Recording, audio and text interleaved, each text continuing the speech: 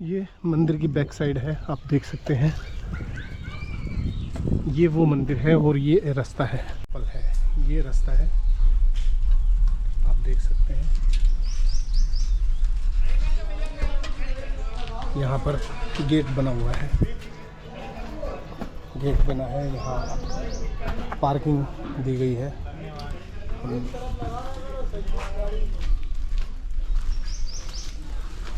हम अपनी साइकिलें तो ये तो बड़ा देखिए यहाँ पे पार्क कर देते हैं।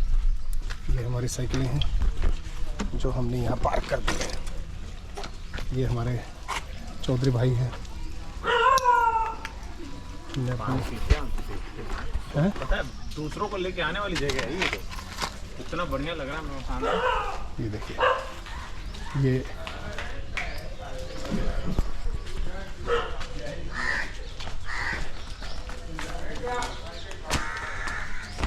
मंदिर के बिल्कुल एंट्रेंस पे आप देख सकते हैं, ये भारतीय पुरातत्व सर्वेक्षण संरक्षित स्मारक जगन्नाथ मंदिर की प्राचीन मूर्तियाँ। ये आप देख सकते हैं। यहीं साथ में एक प्राचीन कुआं बना हुआ है, देख सकते हैं आप।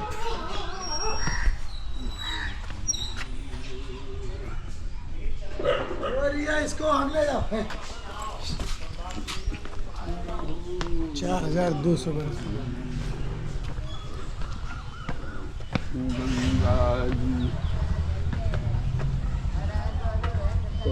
ये मंदिर के अंदर प्रवेश करने के बाद में ये साइड में छोटा सा मंदिर है और ये सामने जो टेंपल है जगन्नाथ मंदिर जो है वो है।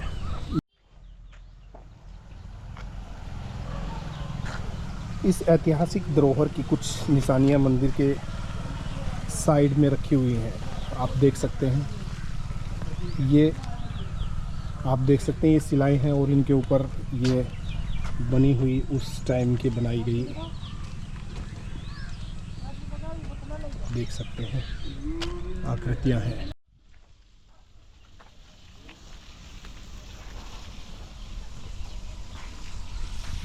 ये आप देख सकते हैं जैसे कि हर हिंदू मंदिर के पास में एक तालाब होता है, यहाँ भी एक तालाब है। आप देख सकते हैं मंदिर के बिल्कुल पास में बना हुआ तालाब है। हालांकि कुछ रख रखाव के अभाव में इतनी ज़्यादा जो इस स्मारक को जिस तरह से रखा जाना चाहिए था उस तरह से इसको रखा नहीं गया है अभी भी।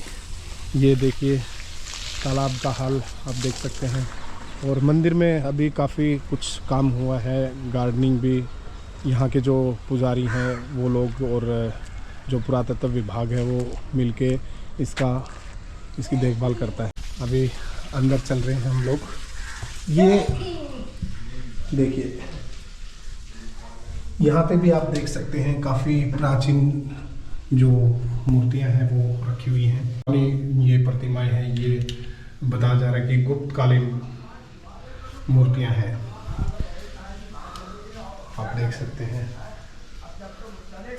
अभी अंदर हम प्रवेश कर रहे हैं मंदिर के। मेन जो मंदिर का गर्भगृह, ये जो देखेंगे ये जो इस चौकोर वाला स्क्वायर में पत्थर है, प्लेन ऊपर वाला। हाँ, दोनों या इस साइड वाला? किनारे वाला, कॉर्नर सबसे लास्ट। हाँ, ये इधर हमारी तरफ जो ओके, ये बड़े वाला चौकोर पत्थर वाला, हाँ, पुराना पत्थर लगा। हाँ जी, हाँ जी, तो यही मानसून पत्थर है। अच्छा, जैसे मानसून बनता है हाँ, तो यही पत्थर पसीज के टपकने लगता है और ये तब तक टपकता है जब तक बरसात नहीं होती। अच्छा। और जैसे ही बरसात होगी वैसे ही सूख जाएगा। दूसरी खासियत इसमें ये है कि जिस प्रकार की बरसात होगी उसी प्रकार से इसमें बूंदें आएंगी। यदि इसके संपूर्ण पत्थर पे बूंदें आ जाती हैं तो शुरू असार से अच्छी बरसात यानी बाढ़ भी आ सकती है।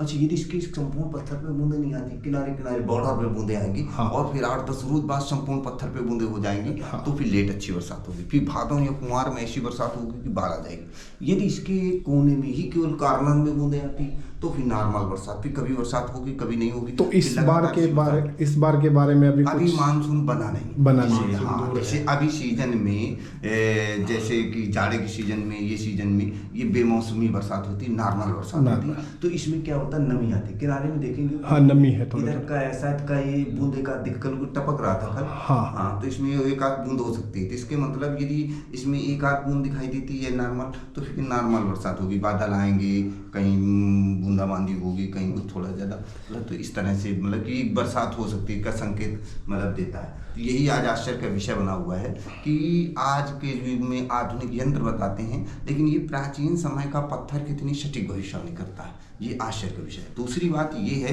कि इतना प्राचीन मंदिर हमारे भारतवर्ष में कोई दूसरा मंदिर जीवंत हालत में नहीं हुआ। इसका प्रमाण क्या है? कितना प्राचीन मंदिर पूरे भारतवर्ष में जीवंत हालत में नहीं हुआ। उसका प्रमाण बताते हैं कि ये जो चिन्ह है, इस चिन्ह को बड़ा सजा के एक मंदिर नुमा बना के उसके अंदर रखा गया। आप लोगों ने पढ़ा होगा इंडस वैली सिविलाइजेशन में, सिंधु घाटी सभ्यता। यहाँ की सिंधु घाटी सभ्यता काल के लोग प्रतीक चिन्हों की पूजा करते थे, प्रकट की पूजा करते थे, प्रकट चक्र की पूजा करते थे। और वही लिखा है कि सिंधु घाटी सभ्यता संसार की सबसे प्राचीनतम सभ्यता है। लेकिन कारण ये है कि वहाँ ये स्पष्टीकरण नहीं किया गया कि प्रतीक चिन्हों में किसकी पूजा करते थे, क्यों करते थे। कारण ये है कि सिंधु घाटी की सभ्यता काल के ज्यादातर अधूरे आधे अधूरे स्थान मिले, खुदाई से संपूर्ण स्थान मिले नहीं, सिर्फ आधा अधूरा इतिहास लिखा गया। अब हम इसकी बताते हैं कि इसकी पूजा क्यों करते थे प्रतीक चिन्हों की।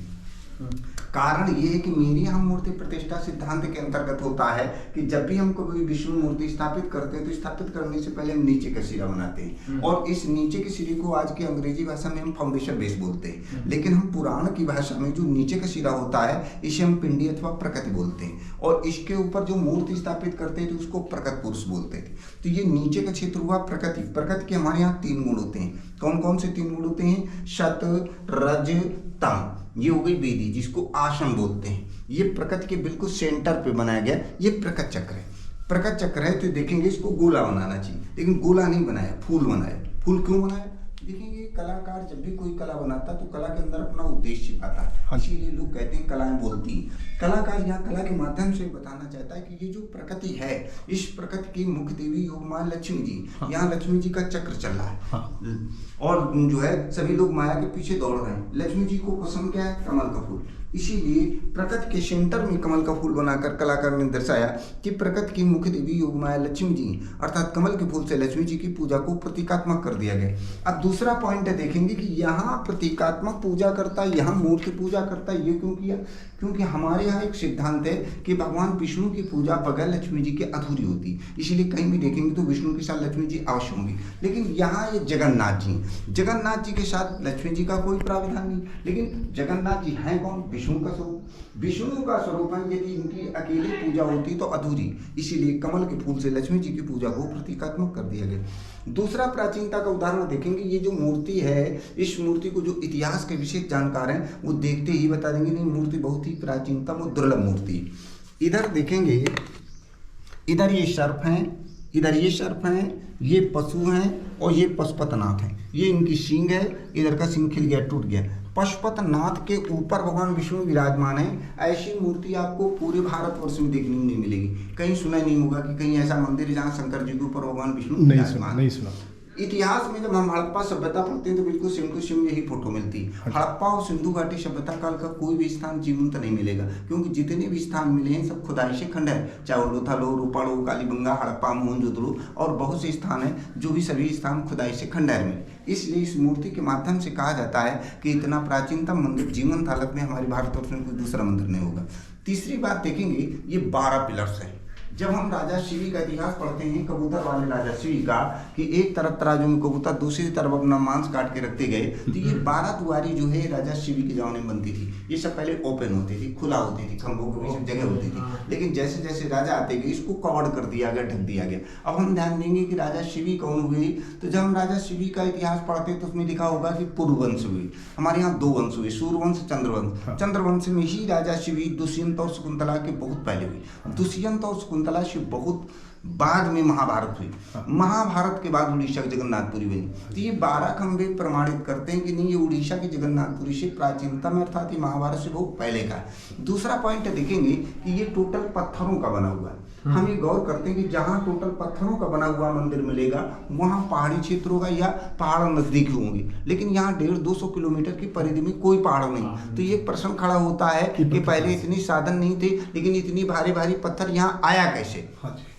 तो हम ये गौर करते हैं कि ये जो सभ्यताएं हैं सिंधु और हड़प्पा, ये सब नदियों के किनारे पाई गई और प्राचीन समय में पानी का जो मुख्य स्रोत था वो नदी ही थी और जितना ट्रांसपोर्ट व्यापार होता था वो नदी के सहारे होता। इससे प्रमाणित होता है कि प्राचीन समय में यहाँ से कोई नदी बहती थी और उसी नदी के सहारे संपूर्ण पत्थर यहाँ लाया गया, लेकिन प्राकृतिक परिवर्तनों के कारण नदी लुप्त हो गई।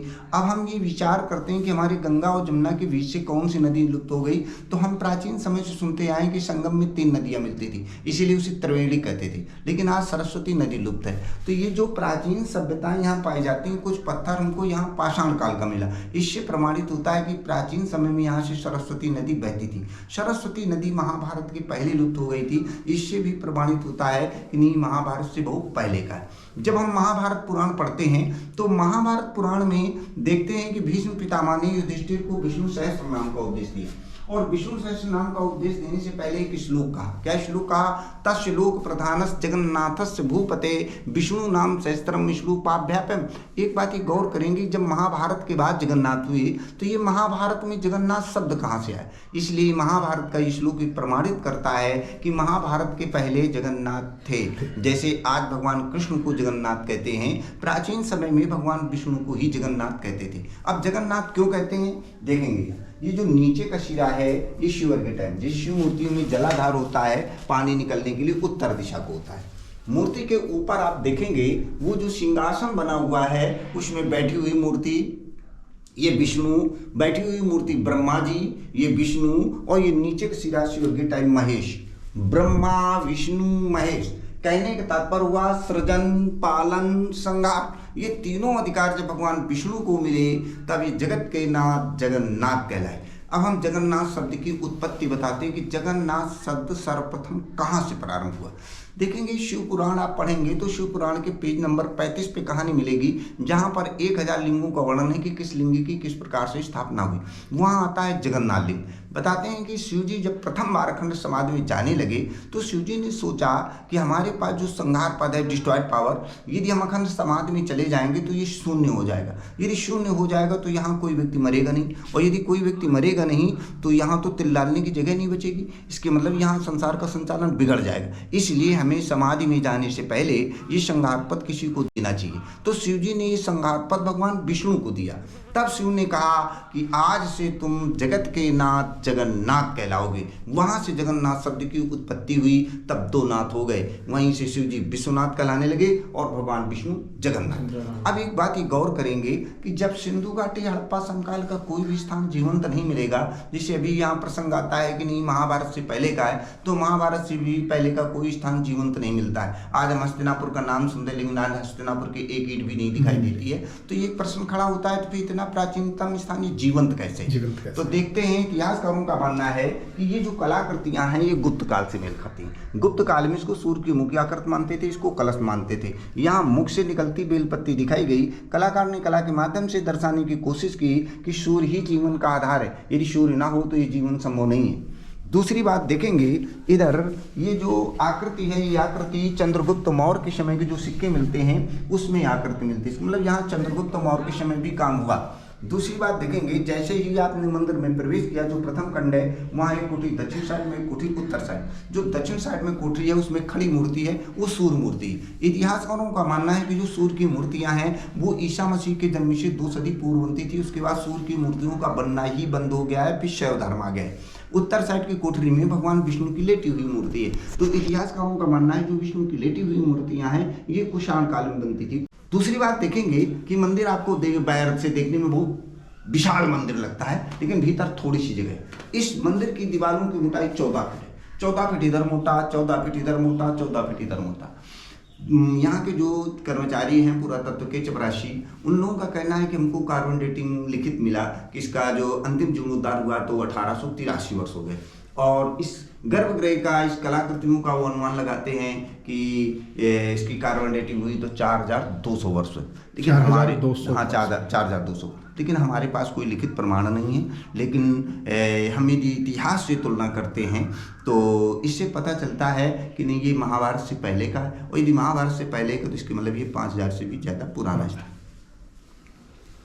अच्छा, ये जो मानसून पत्थर है जी, इस मानसून पत्थर का स्रोत कहाँ से आया होगा? यही कुछ तो ये आश्चर्य का विषय बना हुआ है कि जैसे देखेंगे कि केवल ओनली वन स्टोन, इसी में केवल जो है एक ही स्टोन क्रिया, है। हाँ इसी में क्रिया होती है, और भी पत्थरों पे कोई आपको जो नवीनी मॉइस्चर नहीं मिलेगा। वही एक हाँ, पत्थर पे एक दिखेगा। पत्थर है। तो ये इवन पहले हमारे लोगों का पूरे जानकारी देश में ऐसा कोई पत्थर नहीं है। यहाँ पे टीमें आती रहती जी। हैं, काफ़ी साइंटिस्ट भी यहाँ विजिट करते हैं। एक आज विषय विश्व के आश्चर्य का विषय बना हुआ है, जिसकी चर्चा विश्व में चल रही विश्व है में। कि भारतवर्ष में एक ऐसा मंदिर है जो कि मानसून बता देता है।